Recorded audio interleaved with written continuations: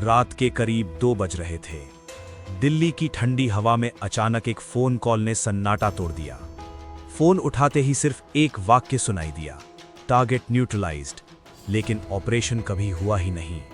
और फिर line cut गई। ना कोई नाम, ना कोई पहचान। और सबसे हैरान करने वाली बात, अगले ही दिन उस मिशन का कोई आधिकारिक रिकॉर्ड मौजूद नहीं था। जैसे वो मिशन कभी हुआ ही नहीं। तो आखिर ये ऑपरेशन एक्स क्या था? कौन थे वो लोग जो इसमें शामिल थे? और क्यों इस मिशन को इतिहास से मिटा दिया गया? आज हम उसी रहस्य के परतों को खोलने की कोशिश करेंगे। एक ऐसी कहानी जो आधिकारिक फाइलों में नहीं मिलती, लेकिन जिसके संकेत अलग अलग जगहों पर बिखरे हुए हैं। भारत और उसके पड़ोसी देशों के बीच तनाव कोई नई बात नहीं है, लेकिन असली जंग कभी बॉर्डर पर नहीं लड़ी जाती। वो लड़ी जाती है खामोशी में, छुपकर, बिना किसी पहचान के। 1990 के दशक के बाद दुनिया बदल चुकी थी। अब युद्ध सिर्फ हथियारों से नहीं, बल्कि जानकारी और रणनीति से जीते जाते थे। इसी दौरान भारत ने भी अपनी खुफिया रणनीति को मजबूत करना शुरू किया। खतरे अब सिर्फ बाहर से नहीं, बल्कि अंदर तक पहुंच चुके थे। कई बार ऐसे हालात बने जब किसी बड़े खतरे को रोकने के लिए सीधी कार्रवाई करना जरूरी हो गया। लेकिन ऐसी कार्रवाई जो दिखाई न दे, जिसका कोई सबूत ना हो और जिसका नाम तक कहीं दर्ज ना हो। साल 2000 के आसपास एक अजीब घटना सामने आई। एक ऐसा व्यक्ति जो लंबे समय से भारत के खिलाफ हमलों की योजना बना रहा था, अचानक गायब हो गया। ना कोई गिरफ्तारी, ना कोई हमला, ना कोई आधिकारिक बयान।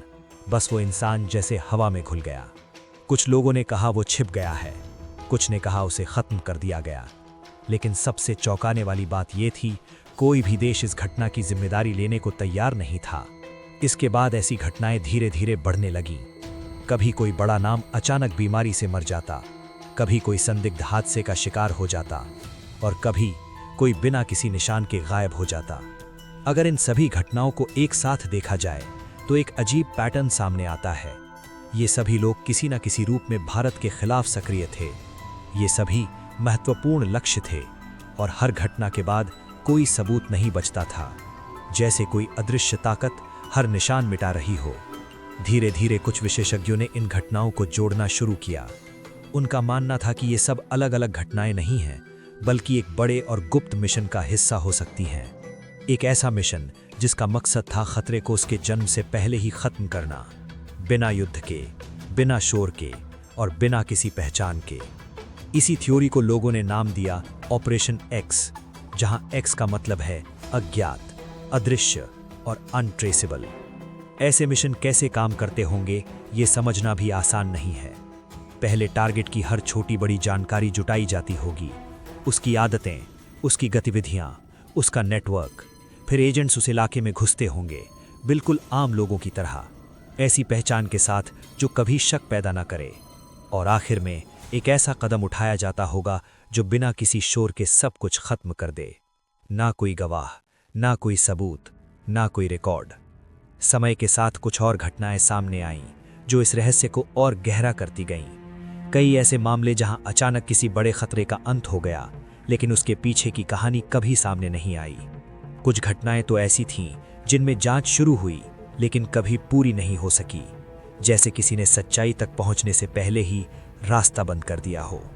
अब सवाल उठता है कि अगर ऐसा कोई मिशन था तो उसे छुपाने की जरूरत क्यों पड़ी? जवाब शायद अंतर्राष्ट्रीय राजनीति में छुपा है। अगर कोई देश खुलेआम ऐसे ऑपरेशन को स्वीकार करे तो उसे भारी दबाव और आलोचना का सामना करना पड़ सकता है। इसलिए ऐसे मिशन अक्सर इनकार योग्य रखे जाते हैं, यानी अगर कभी सवाल उठे तो कहा जा सके ऐसा कुछ नहीं हुआ।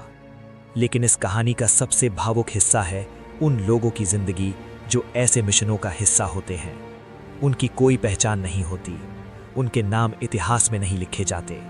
अगर वो सफल होते हैं तो देश सुरक्षित रहता है, और अगर वो असफल होते हैं तो उनका नाम तक कोई नहीं जान पाता। उनकी पूरी जिंदगी एक अनजान कहानी बनकर रह जाती है। तो क्या ऑपरेशन एक्स सच में था, या ये सिर्फ अलग अलग घटनाओं को जोड़कर बनाई गई एक कल्पना है? इसका जवाब शायद कभी नहीं मिलेगा, क्योंकि कुछ सच्चाइयां हमेशा छुपी रहती हैं। लेकिन एक बात जरूर सच है, दुनिया की हर बड़ी ताकत अपने देश की सुरक्षा के लिए ऐसे कदम उठाती है, और कई बार सबसे बड़े फैसले सबसे ज्यादा खामोशी में लिए जाते हैं। जब भी आप किसी रहस्यमयी घटना के बारे में सुने, किसी के अचानक गायब होने की खबर पढ़ें या किसी अनसुलझे मामले के बारे में सोचें, तो याद रखिए, हर कहानी के पीछे एक और कहानी होती है जो कभी सामने नहीं आती, और शायद वही असली कहानी होती है।